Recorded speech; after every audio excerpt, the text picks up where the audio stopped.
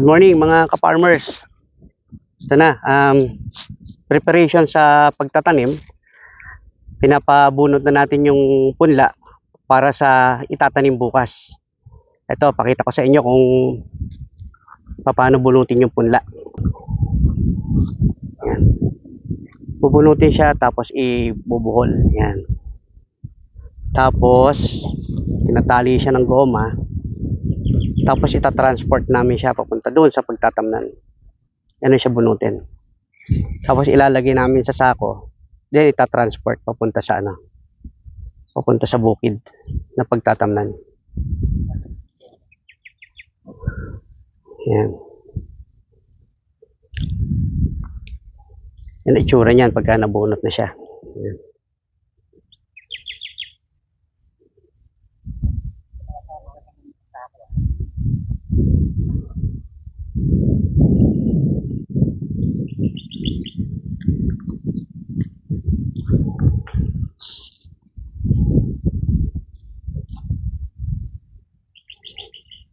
Lapitan natin guys. Yan. Pinupunot siya na maingat para hindi maputol yung ugat, kasi importante buo yung ugat. Pagka hindi mo iningatan yan, patay lahat yan, sayang puhunan mo dyan. Yan. Kaya dapat alam naman ng mga nagbubunot yan kung paano ingatan yung yung ugat. Hindi naman bara-bara ang bunot niyan, alam nila yan. Kasi talagang sensitive din itong sensitive talaga itong sibuyas mga ka-farmers. Hindi ganun kasimple. So nasa hapagkainan natin, kinakain natin, nilalagay sa pagkain, pangluto. Pero hindi ganun kasimple yan, nandiyan na yan. Ito yung procedure. Tapos pagkabunot niyan, isa-isa nang itatransport namin doon sa pagtatamnan. Then bukas yan, papakita ko sa inyo kung paano naman siya tinatanim. Mahirap din.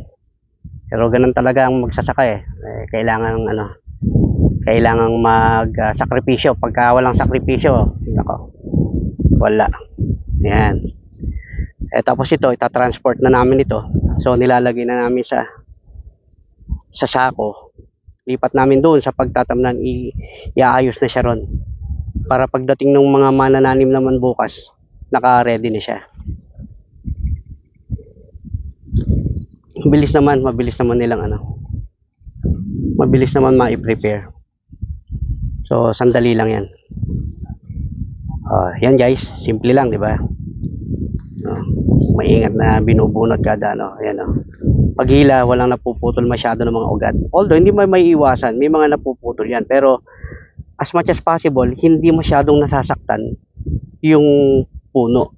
Kasi pag hinila mo ng bara-bara yan, patay lahat ng ugat niyan. Sayang yung upa mo sa patanim bukas. Lahat ng itatanim, patay lahat. Ayan. Yan guys.